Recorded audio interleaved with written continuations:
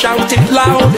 Ya ayyuhalladhina amanu, assalamu alaikum wa rahmatullahi wa barakatuh. Matolela salam. Fenna tulibanduba Allah, nanyini bwiza Mungu wejitiwa. Ye nanyini jana, ye nanyini kiyama. Ye musasizi wa masasizi, omulezi omutonzi w'eggulunensi. Ayagala nyonyo n'okusonyiwa, oyo ayonoona n'amala neyenenya. Ya Allah, ya Allah, ya Allah, ya Allah. Abasiraamu tunywelere ku Allah, ya Allah, ya Allah. Ne bw'oba mu muswipa tova ku Allah, jala jalaluhu ya Allah. Tunyweze la ilaha illallah, ya Allah. Ye mugabirizi w'ebitonde byonna, ya Allah, ya Allah, jala jalaluhu ya Allah, ya Allah, ya Allah, Rabbi.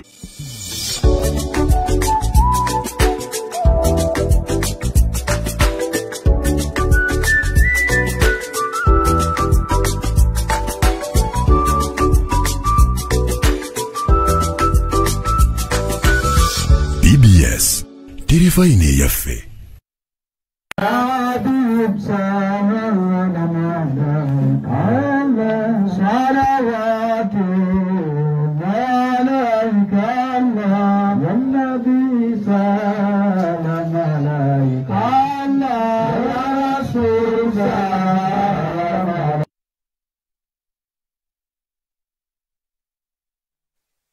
بسم الله الرحمن الرحيم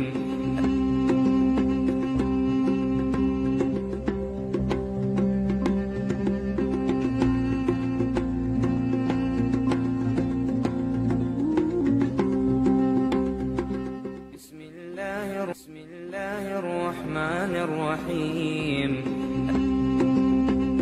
يا أيها الذين آمنوا كتب عليكم الصيام كما كتب على الذين من قبلكم لعلكم تتقون.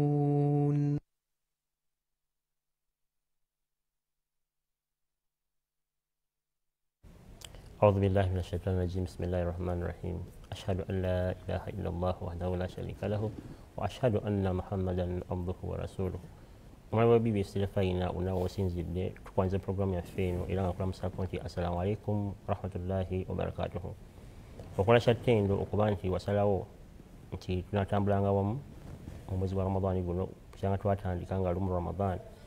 Lero ziri 12 Ramadhan omwaka 1442 kalenda yaffe y'Obusiraamu ate nizibe ennaku z'omwezi 25 omwezi ogwokuna omwaka 2021. Tukwanze programu ya feno okusa mwezi wa Ramadhan. Era nga bijjo twakusuubiza nti bamasheha benjawulo bajja kujjanga bongera tunyonnyola nabo kino olwaleero tugenda okutambula. Olwaleero tuli bamukisa nti nate bashehi baffe abaaliko wano era Sunday yaggwa bakomyewo baseka baffe okuva ekibuga base batubaaniriza era nsaba tubuze kubatula bashehi Luli Nsaba. abawuliriza n'abalabi ba BBS Tirifaina mwenna assalamu alaikum wa rahmatullahi wa barakatuh. Wa alaikum salaam wa barakatuh. Kadwa fishe zaki ya tudon makasi sauza kwa tulaba. Assalamu alaikum wa rahmatullahi wa barakatuh. Wa alaikum salaam wa rahmatullahi wa barakatuh. Basebo tubanyiza natyo kwanti mukomyewo tweyanza okutuwa akadde kano yatusaba nti omulanga era gunaakubwa obenga mujja yahewe nga mwongera okutanya ebibuuzo abasiraamu okuba nti banyonnyoka ebyo baba baagala okumanya. Bukyanga mugenda ebibuuzo bitebirekerangawo okujja era bikyajja nekira abasiraamu basindika ebibuuzo n'emisaati basindika ebibuuzo. So ku lw'embeera egyo twasanga twagamba nti ebibuuzo by'abantu bye batuweereza tujja okujjanga emisomo kujja ne banga mulambulula ensonga ezo ate abantu babe nga bazitegeera bulungi bazinyuka bulungi. Nsaba tutandikire ne mukyalo ono mukyala Namwanje Halima agamba assalamu alaikum wa rahmatullahi wa barakatuh. Nze Namwanje Halima, omuntu ayinza atya okufuna ebigendererwa by'okusiiba? Satandikiraawo kyama kyeno Luli Nsaba. Omuntu ayinza atya okufuna ebigendererwa by'okusiiba? Ashhadu an la ilaha illa Allah wahdahu la sharika lahu wa ashhadu anna Muhammadan abduhu wa rasuluhu. Okusookera ddala olwaleero tuli mu kusiiba era nga tuli mu nnaku 10 ez'omu makkati of which omubaka ze yayita eza magfira nti twebaza Mukama Katonda okusobola okumalako ennaku 10 ezasoose era nga tumusaba atusobozese okutambula ne zino nazo ezitandise tusobole okuzivaamu nga n'ekigendererwa kyennyini ekyokusonyibwa Allah akituukiriza. Omuntu asobola atya okutuuka ku kigendererwa ky'okusiiba? Okusookera ddala ekigendererwa ky'okusiiba kyeyolekera ddala mu aya ya Qur'an etulagira okusiiba. A'udhu billahi minash shaitani rajim bismillahir rahmanir rahim.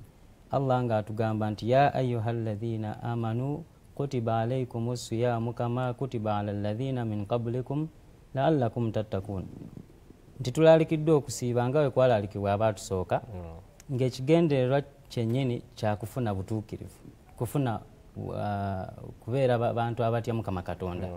Kakati ne kiba nti Allah alayinze down foundation eyo nti omuntu ekigendererwa kyasinga oba kisookera ddala okufuna mu kusiiba kyakutya Mukama Katonda.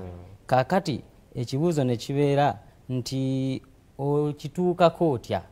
Kubanga bwe tuba tutunuulira mu nkwotinze ebigambo la'allakum tattaqun nti omuntu akituukako atya, mu mbeera eyo twetaaga okutegeera ebintu bibiri. Era ng'ekintu ekisookera ddala ekigambo Ramadhan kyennyini. Lwaki Allah omwezi guno yagutuuma Ramadhan? Ekigendererwa kyakyo n'ekyokubiri okusiiba kwennyini sawm. Kakati we tuba tutunuulira ekigambo Ramadhan okuva mu nsomesa z'abasomesa abazze nga batusomesa, tukitegeezebwa kitegeeza bugumu oba okwokya. Kakati Ramadhan eno oba kale nga waligambye Omuwarabu bw'aba ayagala okugamba nti olunaku omusana gwayokezza nnyo akugamba Ramadhan an-nahar, nti kugamba olunaku lwabadde lwokya nnyo. So mu mbeera eyo ng'oggyeko ekyokuba nti omuntu enkalamata eri olw'okuba nti asiibye, tewaliiwo mbeera ya kulya kunywa, ebyo ng'obitadde ebbali. Katulabe Imam Zakhruddin Razi kyatugamba. Imam atugamba nti waqiila summiya bihadha al-ismi, nti era kyagambibwa nti omwezi guno gwayitibwa erinnya lya Ramadhan liannahu yarumidha zunuba ay yahriquha, nti okutuumibwa omwezi gwa Ramadhan guno nti kisobozese oba kyali kisinziira nti Ramadhan eyokya ebibi ebyokya n'ebijjawo. N'agenda mu maaso n'agamba nti wakad wuriya an rasulillahi sallallahu alayhi wasallama, nti era kyaripootingibwa okuva wa nabbi sallallahu alayhi wasallama annahu qaala, ng'agamba nti innama summiya Ramadhana, nti era erinnya Ramadhan omwezi guno gwatuumibwa erinnya lya Ramadhan liannahu yarumidha zunuba ibadillahi, nti kubanga gwokya ebibi ebyabaweereza ba Mukama Katonda. Ne wesanga nti mukwokya ebibi, omuntu mukwokya ebibi ebyo awo ogenda osembera ku kigendererwa kyennyini ekya Ramadhan. Yensonga lwaki olaba mu kaseera ka Ramadhan nti ebbugumu eryo buli mukkiriza lyabeera nayo. Omuntu aba alwana bwezizingira okulaba nti yeetereeza ave ku byabaddeko ebikyamu asobole okujja kuki, asobole okujja ku bulungamu. Kino kitegeeza nti Ramadhan etaddewo ebanga kale tugiyite training ground, nti omuntu abadde mu bikyamu okumala ebbanga lya myezi 11 emabega. Kakati guno omwezi guno ogwali badde ng'ogwo 12 Allah gwe yateekawo nti ennono eri gye yatonderako omuntu eya illa liya'budullah ekomewo mu mwezi guno kabeera kayisanyo buli omu kulaba nti alwanyisa obwennyini bwe, alwanyisa ebikolwa bye. Yensonga lwaki olaba mu mwezi guno buli kikolwa ekikolebwa, ebigambo ebyogerwa ebisinga bibeera bya ibada, nti omuntu alwana kulaba nti atereeza embeera ze. Mu bikolwa byakola, eyali tasaala muno omwezi anyiikira okusaala, eyali tagaba muguno omwezi sadaka ziyitirira, eyali takola kugamba okubanga ina enkolagana ennungi ne banne, mu mwezi guno olabira ddala ng'omuntu yeefaako alabe nti akola ki, ayimirizaawo ibada eyo. Yensonga lwaki olaba ne Qur'an ey'ekitiibwa mu guno omwezi esomebwa nnyo. Okitegeera ng'ekitabo nga constitution ey'Obusiraamu kyogerwako mu Qur'an ey'ekitiibwa nti mu guno omwezi Allah mweyasiza Qur'an ey'ekitiibwa nga bwe buki bwe bulungama eri abakkiriza. N'omusiraamu yali yagisuula etayo n'omulala tagirina kuluna alaba nga alina okubeera ne Qur'an mu nju, alina okubeera ng'esomwa. Ekiviira ddala mu kigambo Qur'an ekitabo ekisomwa nga kiddiŋŋanwa. So mu mbeera ne wasanga nti n'omuntu okwefuba okukola ebirungi ne shaitani yemulina abanga agisibye ku njegere ngeri eyo. Tuliwo ne Imam Qutubi naye alina kyatugamba nga ye ayongerako kuva wali nga Imam Razi wabadde agamba, ye agamba yarumidhu zunuba bi'amalihi bi'amali swaliha, nti ekisiibo kyatuumibwa erinnya lya Ramadan lwa nsonga nti kyokya ebibi nga olaba ebikolwa ebirungi nga bye bijjawo ki. Kino kyennyini ye Qur'an ey'ekitiibwa kyeyogerako, innama swalihati yuzhibuna asayiati, nti ebikolwa ebirungi bye bijjawo ki ebikolwa ebibi. So mu mbeera eno naaba nga atuukiriza ekyo kyennyini ekyogerwako. Muslim Maud radiyallahu anhu, khalifa owokubiri, Hazrat Mirza Bashiruddin Mahmud Ahmad nga nnyonnyola ku nsonga eno agamba nti kulwa okusinza okubeera mu mwezi gwa Ramadan ne okwewaayo abantu kwe babeerako kirina engeri gye kikulyetingawo omukwano wakati w'abantu ne Mukama Katonda. Kino kyennyini ne kikusembereza ddala ku Mukama Katonda. So mu mbeera eyo nze nga mpunzika ekibuzo kino mba nja kugambako ekintu kimu nti ffe twali mu Jamia omwaka oguwedde, ekizibu kyatusanga mu lockdown. Kaakati nafuna omukisa alhamdulillah nemba nga nkulembera abaana bannange. Principal n'awa order nti buli room ekole ki ebeere nga ekola ebyayo mu room yayo. Kitegeeza jama swala alina kubeera mu buli room yayo. So Ramadan etusanze nga nina okufulumamuuko ekiro biseera bya tarawih awo ndaba oba buli room eriko observinga tarawih yazo. Kaakati nga wenfuluma nentambulira ku line ya dormitories nga mpulira Allahu Akbar we zikaaba, aya za Qur'an zikaaba, bali kusoma kwegamba nga nange nfuna muli okusanyuka ti Mukama Katonda mu butuufu ali kutenderezebwa.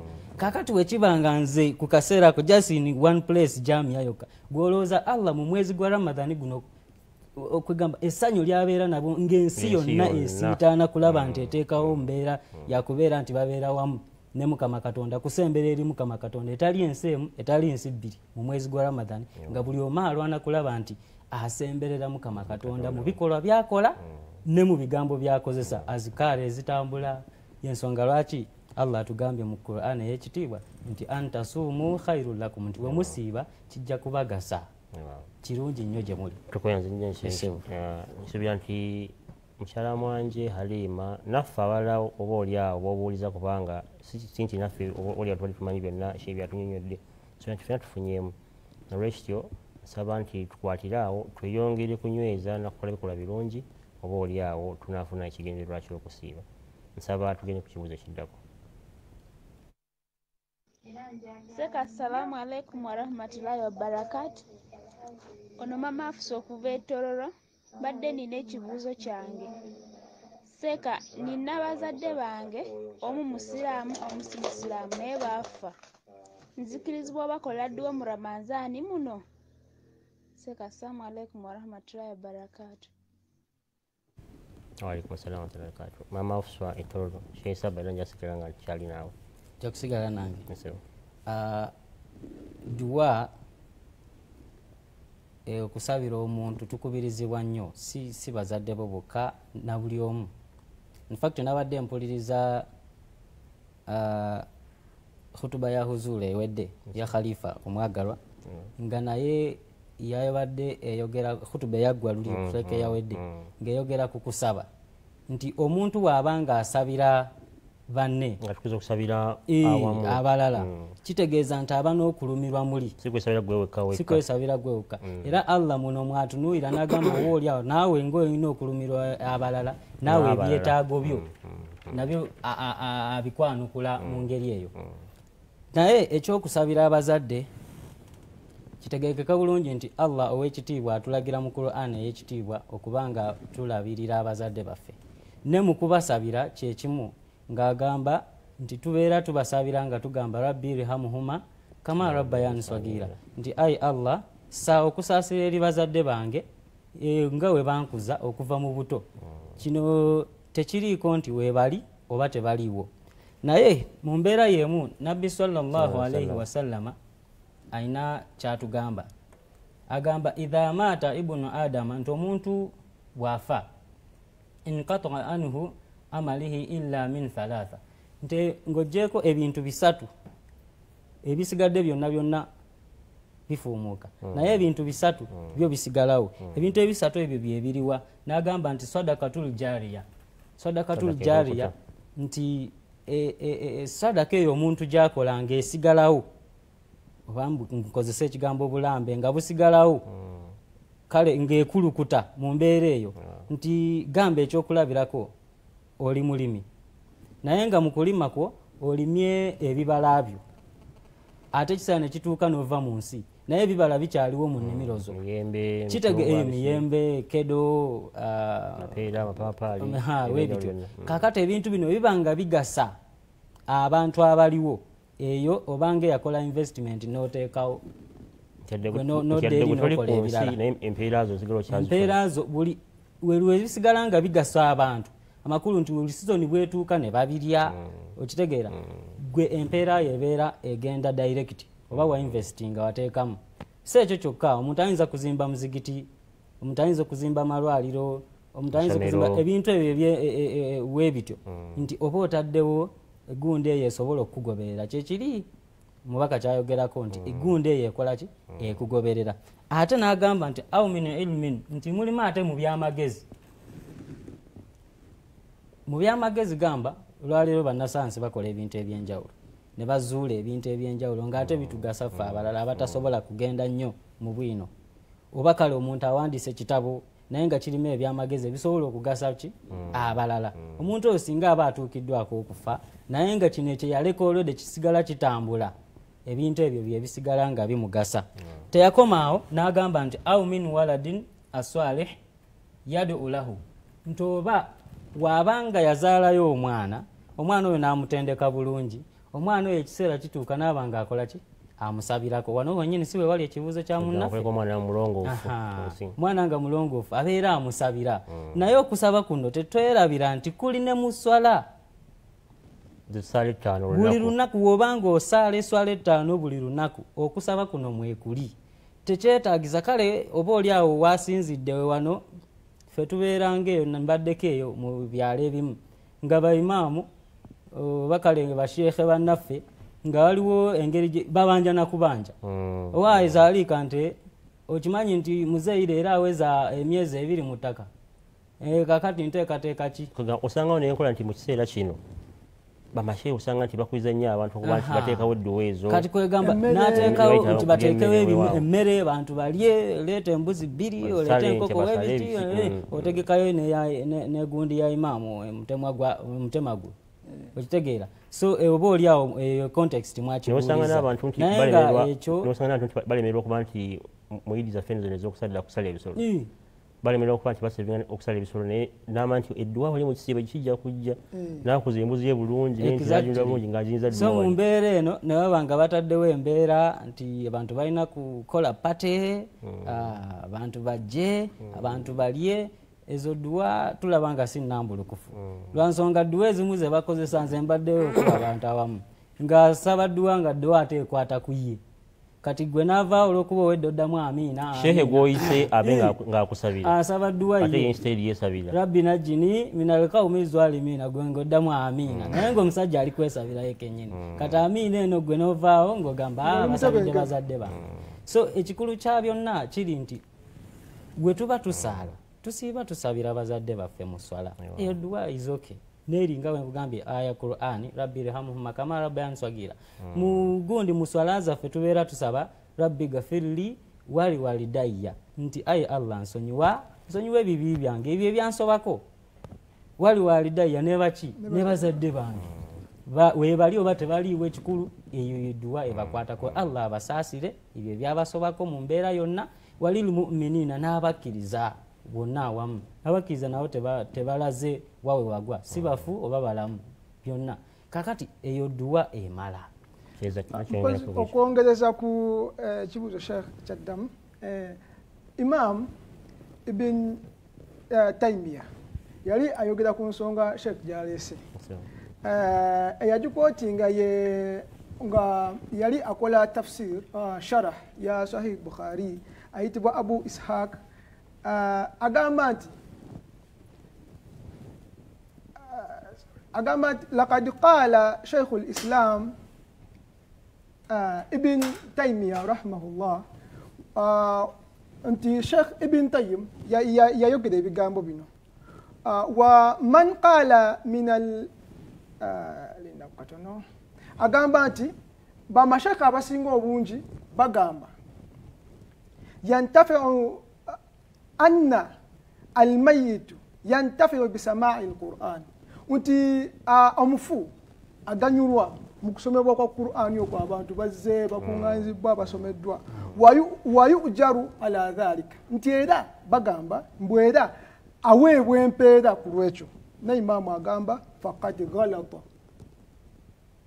abo bakola nsobi buli alowooza bwatyo akola nsobi kakati naleeta kinakijjeewa yagamba falmayitu ba'da almaut la yuthabu ala samaa'i wala gayrihi nti omuntu waba afudde oluvannyuma lw'okufa tewali kyaganyulwa na kuwulira kintu kyonna nawakubadde ekintu kyonna omuntu kyakola kubanga ngondo bwagambye nti awo ebikolwa bye bikoze ekibisaliddwako gayra mastathna min qawlihi sallallahu alayhi wasallam okujjako ebyo nabiyuna Muhammad sallallahu beyateekako exception nga for example already yabitugambye dda sadaka ezijariya ezigenda mu maaso omuntu asimbye omuti ogw'omuyembe gugasisa abantu omwana anaabirawo n'amusaba so kwe kujjawo kiri eri kyebagamba nti leeta dduwa leeta emmere leeta ki ebyo byonna tebigasa oli afudde okujjako dduwaayo gy'omusabira kuba ne Allah yagitugamba mu Qur'an ne nabiyuna Muhammad sallallahu alaihi wasallam agambye omwana wasigalawo nga asabira abazadde be teteddeewo nti abazadde be basiraamu bazadde be yagambye bazadde ate obasabira ki kama rabbayani sagira nga weba nourishinga webandabirira okuva mu buto so biri eri ebirala ne Imam Ibn Taymiyyah abigobye ate simanyi sinalaba yokisangibwa nti n'omulambo wa Mutume Muhammad sallallahu alaihi wasallam oba yakolayo kuba yagenda okujja mu nsi nga abazadde be baafa nti n'atukaita bamasahaba ne bajja ne bakuŋŋaana basabire bakadde be ne basahaba bonna tulaba nti teri nkola yonna gye baakola mukyala we omutukuvu Aisha radhiyallahu anha naye tulaba nti yafiirwako mukadde we naye siraba nti alina we yayita abantu awo nti mukuŋŋaanye basaba mukuŋŋaanye tuteekewo edduwa tusabire bakadde baffe ewaawo omulimu waffe omulungi nsuubira nti ensonga eyo ennyonyese bulungi kubanga era abazzi baginnyonnyola nsaba tugende ku kibuuzo kiddako.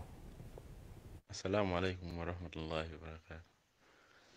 Ashe mjebale mwebale daraso zino nze addaabuuza njagala nnyo okusoma Qur'ani mu Ramadhaani muno naye simanyi nnyo kyensinga okwekakasa mu kusoma ye juzu yange emu eyo juzu amma kisoboka okubanga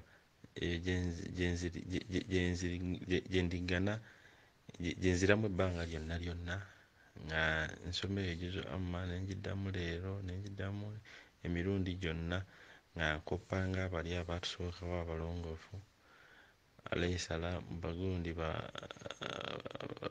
abatusookawo abalongoofu abaasomanga ejjuzu ne bamalako Qur'ani nange nsobola okusoma ejjuzu yange emirundi 3 nemanya nti Qur'ani ewedde. Barakallahu fiikum. Okusookera ddala omwami abadde abuuza ku kusoma Qur'an alina agisomye emirundi 3 Qur'an eba ewedde nga sinnaba kuddamu kibuuzo kino waliwo ekibuuzo kyewasomye ekikwatagana ku kusiiba nti omuntu afuna atya mu kusiiba kwe waliwo kyembadde njagala okwongerako kitono nnyo okusiiba ayogedde ku kigambo Ramadan ne Ramadan era kyonna tukitegedde naye omuntu okufuna mu kusiiba kwo okufuna ekigendererwa ky'okusiiba la'allakum tattaqun ekkubo lirimu kumanya na kutegeera kigendererwa kiri mu kusiiba kyova olaba wano we tuba tuzze tuwagamba abantu Ramadan kitegeeza kino swama kitegeeza woba tokitegedde tosobola busobozi kubeera nti otuukiriza ofuna omugaso ogwo weyagala okuva mu kusiiba nabiyuna Muhammad sallallahu alaihi wasallam engeri Sheikh Saab gyayogedde ku Ramadan yatubuulira okusiiba kyeki mu bigambo bitono nnyo yatugamba nti man lam yada qawla zuur omuntu atalekaayo bigambo ebyo ebitalina makulu wal amala bihi n'ebikolwa ebyekuusa ku kikolwa ekyo falaysa lillahi hajatun fi an yada ta'amahu wa sharabahu Allah talina kyeyetaaga ku muntu oyo nti alekeyo emmere alekeyo enkalamata singa oba toweewase biri eyo hadith eri mu Bukhari then hadith eyokubiri gyenjaga osamazingana ekibuuzo kino agamba nti laisa asiyamu min al akali wa sharb okusiiba si kwerekereza kulya na kunywa nga abantu abasinga wabamanyi wa innama siyamu min al-lagwi war-rafathi naye okusiiba kwewala gagambo gamba ebyo nabikula bikyamu then nagenda mu maaso n'agamba waneno nga hadith egenda kuggwayo nti fakam min qa'imin laysa fakam min swa'imin laysa lahu min siyamihi nti abantu bangi nnyo basiiba naye nga okusiiba kwabwe tekulina kyekubagasa illa aljaw wal atash okujjako okubeera nti balumibwa enjala n'ennyonta then n'agenda mu maaso n'agamba wa kam min qa'imin laysa lahu min qiyamihi illa sahar naye n'abayimirira mu swala empanvu ne bazisaala naye olw'okuba tebategedde kiri ekinyusi ekiri mu swala ekiri mu kusiiba tebalina kibakigendereramu kale n'olw'ensonga eyo fawajaba ala kulli mu'mini wa mu'mina kana yabtagi rida allahi lwudud an yafhama hadhihi alhaqiqa kikakatta ku buli mukkiriza oyo ayagala okusiibibwa kwa Allah okutegeera kino wala yahda binamudajin wa kishrin kaljuhalai wal umyan era tabeeraawo n'atebenkera olw'ebyo kyolina kyogenda funamu kuba n'abantu bangi bakola hunger strike bantu bangi mubeera ku mirimu olina gamba nalidde ku makya nsizemu okulya kiro naye kiki kyafunyemu mu kusiiba okwo kino nabiyuna Muhammad sallallahu alaihi wasallam era omuntu atakitegedde n'atagoberera gundi ya nabiyuna Muhammad sallallahu alaihi wasallam ogenda kusiiba kituufu naye ekinyusi ky'okusiiba kiri Allah kyateekawo togenda kukifuna kuba tukimanyi ekibuuzo kya muganda waffe kibadde nti ye ayina mu mutwe juzu amma asobola okugisoma eyo yokka n'agiddingana tekirina buzibu okubeera nti omuntu amanyi aya oba suura emu n'addingana eyo mu swala waliwo ne sahabi wa nabiyuna Muhammad sallallahu alaihi wasallam yalinga ye yasomera aya nyimpi izina ezisembayo yali qul huwallahu ahad ikhlas sahaba abana bajja wa nabiyuna Muhammad sallallahu alaihi wasallam bamugamba nti naye ng'oli atusomesa aya emu yokka bwe yamuyita yamugamba nti eyo aya etegeeza kinene nnyo gyendi namugamba kale genda mu maaso so omuntu okubeera nti ekyo ekintu kyamanyi kyaddiŋŋana kimumalira kubanga ne Qur'ani eyekitiibwa egamba nti faqra ma tayassara minhu soma ekyo ekikugondera ati wano ne bayimaamu abaana bo abadda mu kusoma aya empanvu abadde yakagikwata akozeemu ensobi kwegamba n'omuntu amuli emabega naye awulira nga ne mu swala esi mutebenkevu nedda faqra ma tayassara minhu soma ekyo ekikwanguyira mu Qur'ani y'ekitiibwa naye ate tosobola kuŋŋamba nti nga bw'aleese ekibuuzo kye osomye eyo juzu amma eyesembayo mu Qur'an yekitiibwa nti ogisomye emirundi esatu n'olwekyo omazeeko Qur'an nedda ekyo tekisobola kujajingibwa bwekityo naye ate ekyo gwe kyosobola naye tufeeyo nnyo okuyiga Qur'an yekitiibwa tufeeyo nnyo okugiyiga okugisoma n'okugikwata ku mutima era omuntu yenna asobola okusanga omuzikiti gw'abaisiraamu abahmadiya ne basomesa Qur'an tuzifulumiza mu lulimi Oluganda mu lulimi Oluzungu wonna wooba osanze ate okusoma kuno kwa bwereere era Sheikh Hassan yakikonyeko nokwera ekibuzo kyabuuziddwa mwanyaffe yadde ndowooza ava bira oba Dubai ng'abuuza ayagala kusoma Qur'an sente mmeka okusoma kuno kwa bwereere ate n'ekirala waliwo wano website yaffe gyobadde ogira osomesa abantu alislam.org okunako osobola okugendako kuliko tartil kweri mwe basomesa tajwidi ya Qur'an yekitiibwa osoma otya Qur'an yekitiibwa kuliko abasomi ba Qur'an bangi bosobola okudownloadinga n'owuliriza kuliko ne Qur'an yennyini kale n'olw'ensonga eyo tewali kyekwaso kyonna muntu kyasobola gamba nti kino oba kiri nedda buli kimu weekiri ate kyabwereere olweyaffe omulungi nsi yatambula bulungi tambula wamu ne bamasheyi nga batubulira ebintu ebyo enamba eri ku screen okwo nga twabategeeza kwosindika video recording yo ng'obuuza ekibuuzo eri noti 772 noti 575 noti 7 0772 057507 osingako ekibuuzo kyo ekya WhatsApp ng'orecordinze enamba eziri endala ezadde zijjanga zibeerawo 07511188 yo owezako obubaka bwo nga otayipinze text oba noba nga owezako eddoboozi n'obuuza ekibuuzo kyo ojja kuba nga oddibwamu saa tugende ku kibuuzo ekiddako. Assalamu alaikum warahmatullahi wabarakatuhu. Mpozi amannya agange nze mwanje Akram. Botubeera tusala eswala zaffe za bulijjo tutandika nedduwa eno wammanga Allahu akbar kabira alhamdulillahi kathira subhanallahi bukhratan wa asira nedduwa endala waliwo edduwa ez'enjawulo eziri awo buli omu kale oba buli omu emwanguyira then naye kati ekibuuzo kyange kye kino Sheikh botubeera tusala eswala zaffe za tawrawehe tuyina tandika na dduwa ki gye mbadde nsaba yokka okuntangaazamu. Wassalamu alaikum warahmatullahi wabarakatuh. Sigadde nze mwanje Akram. Shenodin mwanje omulire bulungi bwe tuba tusala tarawehe dduwa ki gye tutandika nayo mu mateeka g'okusinza oba okusaala tekiri ku tarawehe yokka tekiri ku kwegamba kino kiri jeno as long as omuntu agenda kuyimirizaawo swala biki byetugoberera bisaanyizo ki bye tulina okugoberera okulaba nti omuntu asaala eswala etuukiridde. Kwegamba ekyokuba nti tarawehezeyo mulundi gumu mu mwaka tekitegeeza nti yiyo anjawulo nnyo ku swala ziri endala era kwegamba yo olina kugikwata mu ngeri eri awo nekusifa ennyo buli ebikolebwa byanjawulo okusobola okulaba nti otuukiriza ogwo omutindo gw'eriko nedda. We tuba tugenda mu kusaala ng'oggyeko otandikidde eri ofunye wuzu osomye edduwa after ng'omaze okufuna wuzu n'oyingira mu muzigiti tuyina kye tuyita tawujihi. Bino bye bimu ng'oli mu muzikiti awo kaakati ogenda kuyimirizaawo swala n'osoma tawujihi inni wajjahatu wajhiya lilladhi fatara samawati wal ardi hanifan wama ana minal mushrikin. Eyo tawujihi.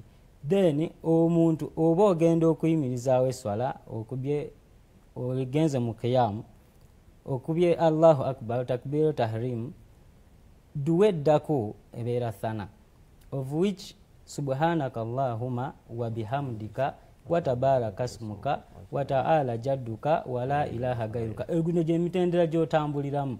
Abamu basoma bismillah n'alyoka asoma suratul Fatiha abalala tagisoma of which it is okay. Wobanga ogoberedde emitendera gino this is exactly how you should go.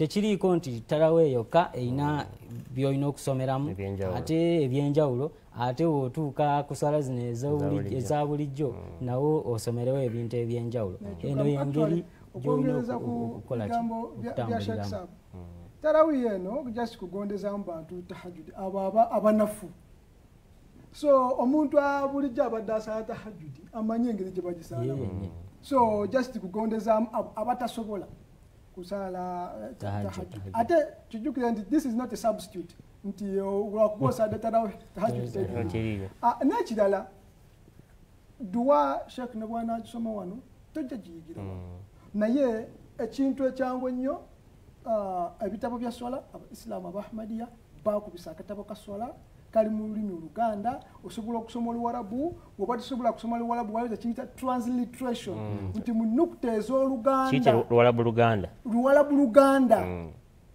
nalwo weeruli wansi osobola okulusoma n'amakulu ga kiri ky'osoma nakyo weekiri awo nti tosoma nga parrots kwegamba osoma busomi soma naye nga n'amakulu ogamanyi kiki ky'osoma akatabo ako buli wonaasanga omuzikiti gwa Jamaat Ahmadi weekali webusaitisi zaffe kwekiri kale n'olw'ensonga eyo abantu oba mwewagala okuyiga swala weefunire akatabo ako weesomese gwe mwennyini akakatabo ofuuka tica gwe mwennyini ofuuka tica wo ekitabo bwe kitabo kifaanana gwe mwennyini wefuuka omusomesa ng'oguze ekitabo kyotagenda kwagala musomesa mulala yenna n'ekirala oba tosobodde tuukirira omuzikiti gwonna ojja kusangayo abantu abaliwiringa okukusomesa omuzikiti gwa Jamaat Ahmadi ku bwereere era nzo gyewujjakaawo tujja kuba nga tubalaga emizikiti egyo gisangibwawo nawa osobola okuba nti banguyirwa inshaallah nsaba tugende ku kibuuzo ekiddako. Assalamu alaikum warahmatullahi wabarakatuh. Akati seka zikawukiisimu okuva e Masaka mu Nnyendo. Kakati ekibuuzo kye mbadde njagala obuuza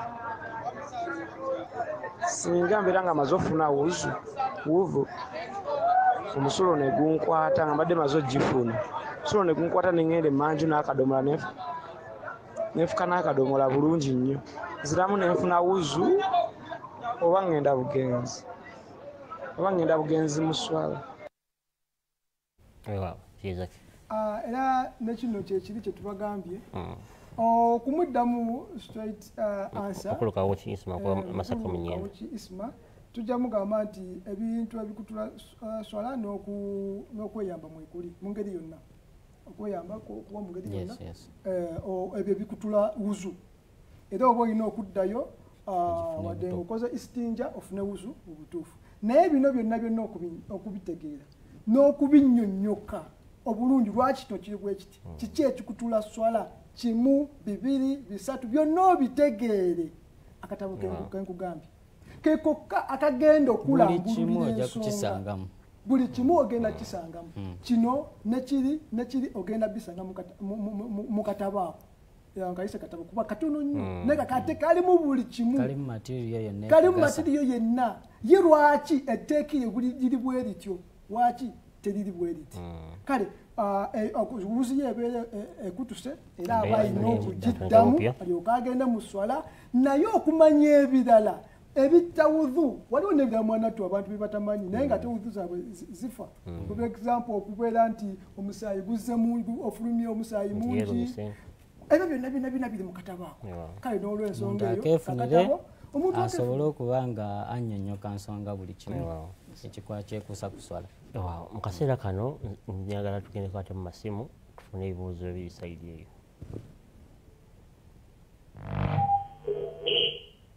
Assalamu alaikum warahmatullahi wabarakatuh. Wa alaikum salaam warahmatullahi wabarakatuh. Kya mwala kuweereza. Kale sana wale kubanga fe. Amanya gange Sheikh wa Kusaini. Ese omwami she. Ndikuma nditaka wa Kika.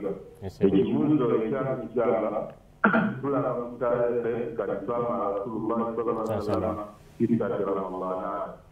Atenga bwetwa na Muhammad sallallahu alaihi wasallam yakuna obubaka bali myaka ana. Atena akira ku myaka nkaaga mwesala. kati awo lwaki osibana muhammad sallallahu alaihi wasallam ekizibu mwenda byokka era babadde njagalako ne ku nnamba ya whatsapp eyawudiyo inshallah bakisoboleko eyayadde. Waalaikum assalam warahmatullahi wabarakatuh. Ewa Shezaki zanyi okimanye waba musomi wa tarikh kino tekyandi musumbuye. Okay, so the first. Hello. Hello, tukuya bulungi ssebo. Waalaikum assalam warahmatullahi wabarakatuh. Hello, tukuya bulungi ssebo. Omukulu waffe akuba essimu omulungi wange okuba essimu tukusaba nti either kendeza eddoboozi ya TV set yo kuba tojja kwewulira nga ate naffe wetwogera. Hello? Hello? Yesebo. Salamu alaikum. Waalaikum assalam warahmatullahi wabarakatuh. Mwazidika mudathir. Yesebo mwami mudathir. Kapenda sana kumanya. Yesebo. Nenda mati kirungi kwebaka musibo. Nomala sawa nyingi kati sawa mekaya esobola okwebaka ekiwo kyange. Okay. Wow. Alex Maro. Hello. Hello, tukuya mu isebo amannya go ekibuzo kino gy'osinzidde. Assalamu alaikum warahmatullahi. Wa alaikum assalam warahmatullahi wabarakatuh. Hello.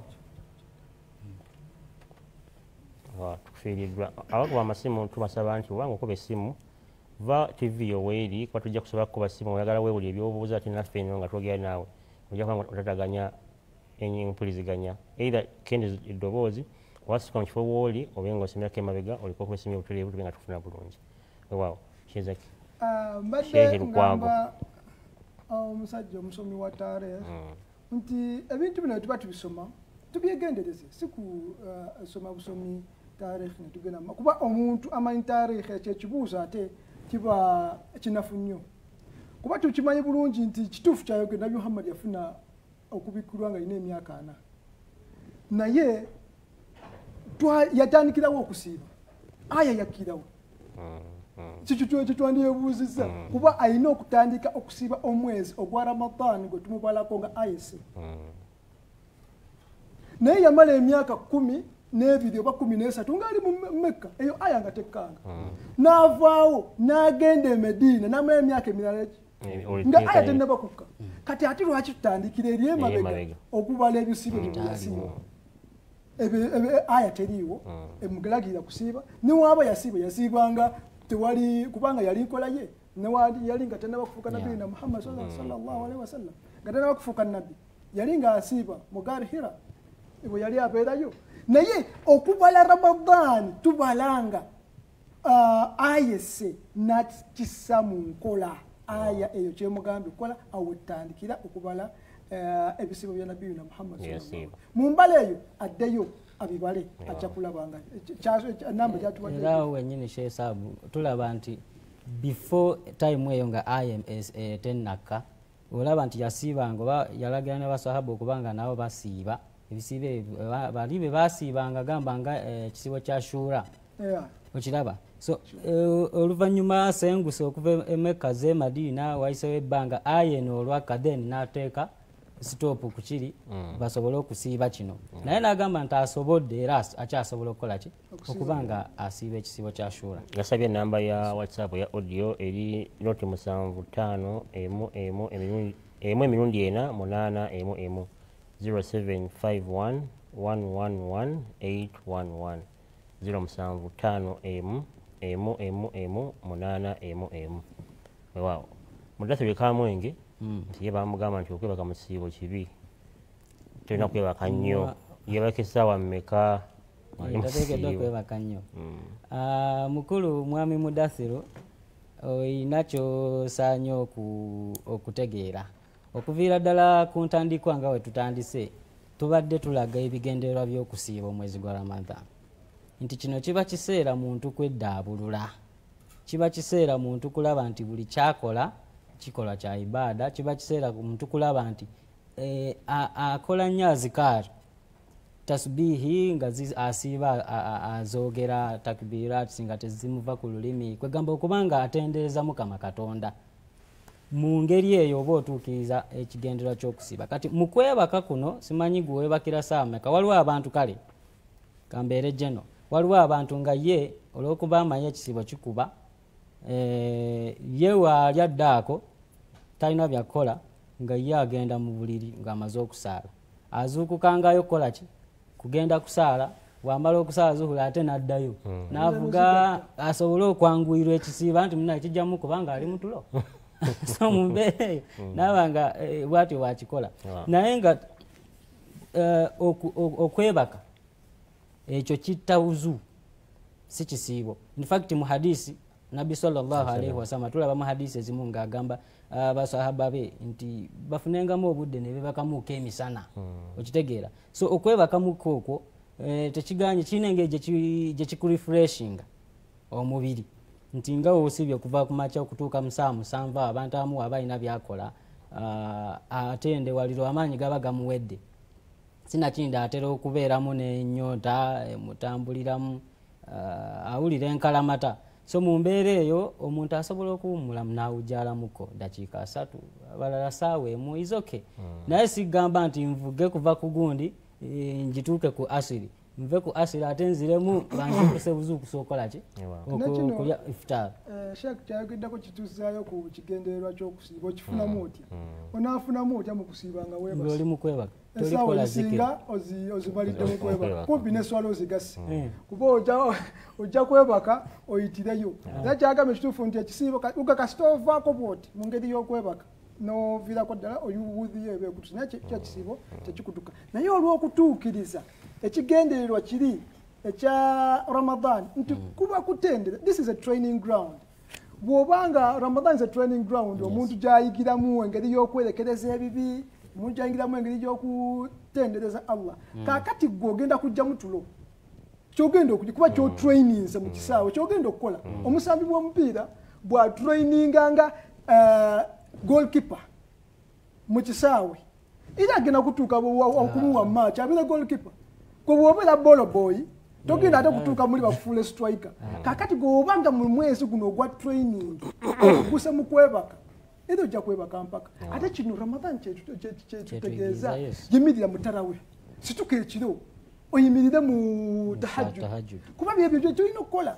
Kaakati gweoba tobikoze oba tolina kyofunyemu ate mu kaseera kali ak'okwebaka bw'obanga obusiraamu butugambye nti muzuukuke mutendereze Allah, obwo mu kaseera k'okukola ne Allah bwe yatugamba nti bwe mubanga mumaze okusaala juma fantashiru fil ard, mugende temwesiba mu mizikiti oli omwo olina subhanallah buno babuyita bati obuladi oli mu muzikiti otudde webase nakode nga bakyabukola.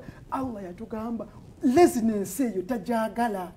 Almu'min alqawi khairu min almu'min adhaif. Nti omukkiriza eyo hadithi ya Nabbi Muhammad sallallahu alaihi wasallam ow'amaanyi asingira wala nnyo omukkiriza omuyabuyaba. Kakati gwonaaba oli mu kusaala oli mu kwebaka ogenda kubeera muyabayaba situka ofune kyokola. Mu ngeri emu era naye nga bwamwakubiriza mwami Isima okuva mu nnyendo olina nja kuba nti mukubiriza okuba nti yeekwata ekitabo kino okusoma omwezi gwa Ramadan ajja kuba nga aganyirwamu. Era nga batugambye nti bonna osanga omwezi gwa Islam Abahamadiya beera nga wefunye ebitabo bino n'emitukize kitulanga. Waliwo ekibuzo wano, ono ye mwami Abdurrahman okuva e Mukono abuuza nti mikolo ki egikolebwa ku mwana eyakazaalibwa?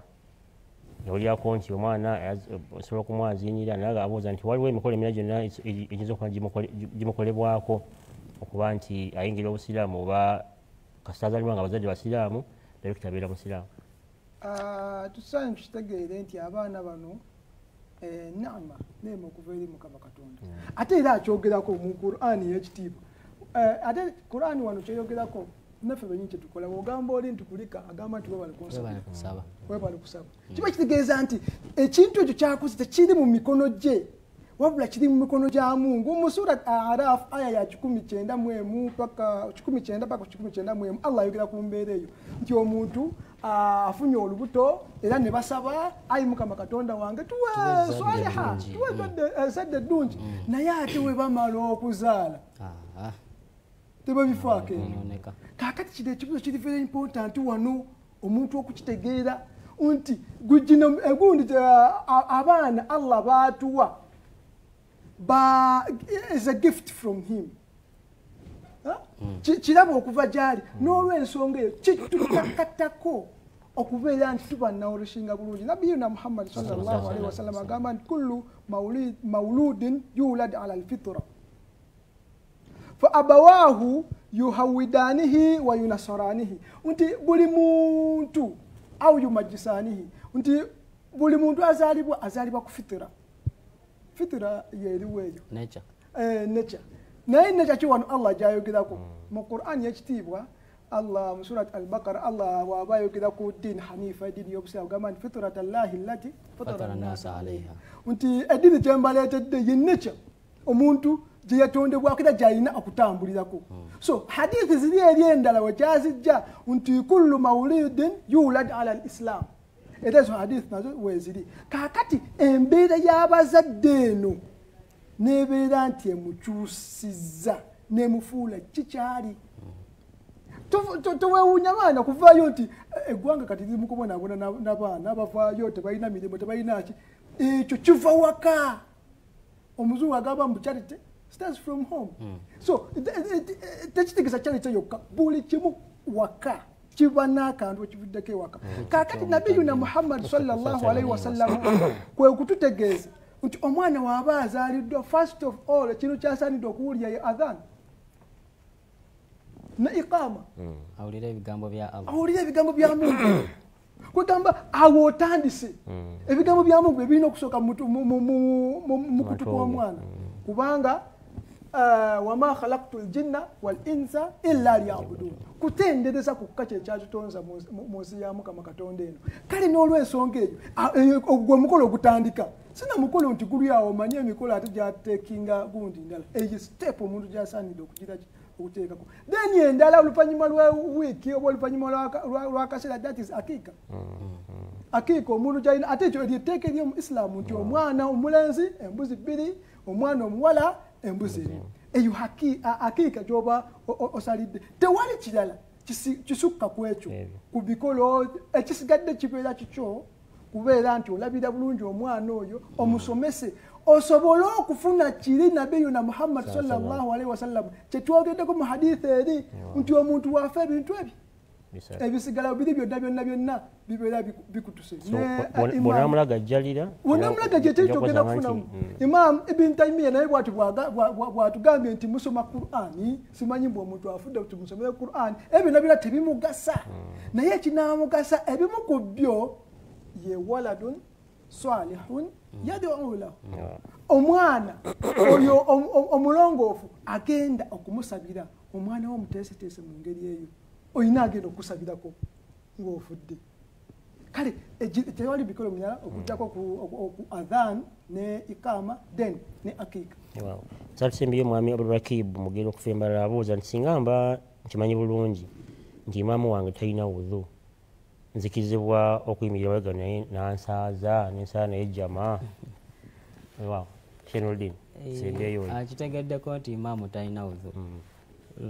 akkirizibwa okusaalira emabega kisookera ddala sebo oba okoze okutambulira ku muntu naye ekikulu kya byonna kiri nti bw'okitegeerako oba kale mubadde mutudde mubadde samuweya n'okitegeerako oba tugamba ayisizza muka kuba byebimu ku ebyo nti kivuga n'olyoka omanya otherwise talina ngeri ndala oba kale omulabye nga alina we yeetoolodde okufuuyisa oba okulaba nti yeeyamba mu ngeri yonna n'omanya nti talina wuzu akomyewo atudde butuuzi suddenly swala ye netuuka kakati gwe ngo akitegeddeko step esooka nze naalibadde ngamba nti kumujjukiza nti munnange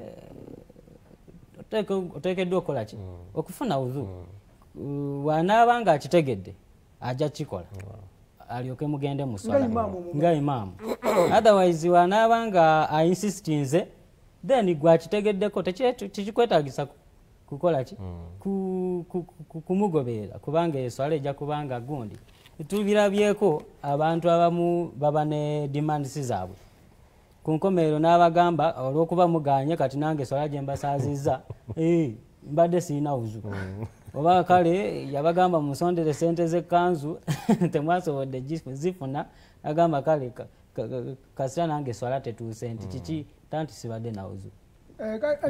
So embeera bwetyo okugyewala gwe step esooka omubaka kye yagamba sallallahu alaihi wasallama nti muntu abanga ali mu bukyamu step esooka kukola ki kumuyamba omugjeyo okitegeera. So omuntu waba ekyo akikoze kigenda kufuuka kyangu nnyo n'abalala abatakimanyi babeere nti imaamu at least talina udhu. So it's okay muleke agende mu maaso neswala naye ate bw'oba okitegeddeko simanyi oba omugoberedde otya naye bw'oba okitegeddeko mugambeko nti buko gundi wandibadde otereeza ensonga ze. Bakadde bange mbeeyanza nnyo olunaku lwaitu tekyassukkaawo era mbeebaza engendo ezimwatiniza okuva ekiboga era nsaba nti bwe muba muzzeeyo asirambe nabo muba tulabira tubaagala nnyo obeera nti muwayo akasaala ne mujja. Emikutu gye twabadde twagamba nga wano gye tulinako ebyokuyiga binyuvu tulina alislam.org www.alislam.org. Omukutu ogwo mugwekwate nnyo mugoberere mujja kuba nti mufuna binyuvu okuba nti namwe musobola kuba nti muyiga eddiini yammwe mwengeri okumanya. Omukutu omulala gwe gwa www.islamtreasury.org .ug eyo ye www.alislam.org gye batulaze ku screen awo. Ojja kusangako binyuvu nnyo obwagala okuyiga obusiraamu obeere nga wabunyonnyoka bulungi.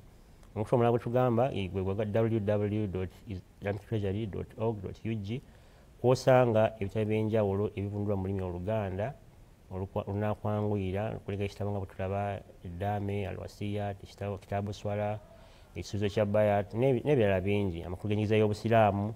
So mwekwata emikutu egyo mujja kuba muganyulwamu. Bannaffe abali mu production team namwe tubeebaza mukulu Ali Bagwemu ne tiimu yo mukulu Lawrence mukulu Peter mukulu Marvin mukulu Steven mukulu Umar Mugisha tubeeyanza nnyo obuweereza bwammwe okugamba nti namwe mujja tutambulanga naffe kuba nti tuweereza eggwanga lino tusaba Mukama Katonda akkiriza okwewaayo kwammwe mu ngeri y'emu mujja kwebaza bakama baffe aba BBS Terefayina olw'akaseera kano ke mwatuwa okulaba nti tujjanga wano ne tuba nti abantu basomesebwa ebyo batamanyi kuba bwe tuyimira ku BBS Terefayina abantu gye basosowaza kwa programs nyingi naye abasinga basaba nti ffe tujja kubanga tulinda ku BBS Terefayina tube nga tuyigirizibwa. So namwe bambi tubeebaza okubeera nti mwatuwa ekyaganya kino tusaba Katonda abasomesa ekisinga obubi ekirungi. Mbategeeza nti programu eddako awo gye bujja ssaawa 2:25 programu y'enganzi manya obusiraamu tujja kuba tukomawo inshallah ate ne bamasheeha abalala kubeera nti tweyongera mu maaso n'okuba nti batunyonyera ebikwata ku mwezi guno gwa Ramadhan. So mbasaba nti ssaawa 1:25 beera bulindaala olunaku lulinyo olwaleero ate obeere nga otambula naffe. Omwanjizo program era omutesitesi nsigazenze Ssegonyi Ismail Kiyemba nsaba Mukama Katonda tusinkana ate olunaku olw'enkya. Assalamu alaikum wa rahmatullahi wa barakatuh. Wa alaikum salam wa rahmatullahi wa barakatuh. يا أيها الذين آمنوا كتب عليكم الصيام كما كتب على الذين من قبلكم لعلكم تتقون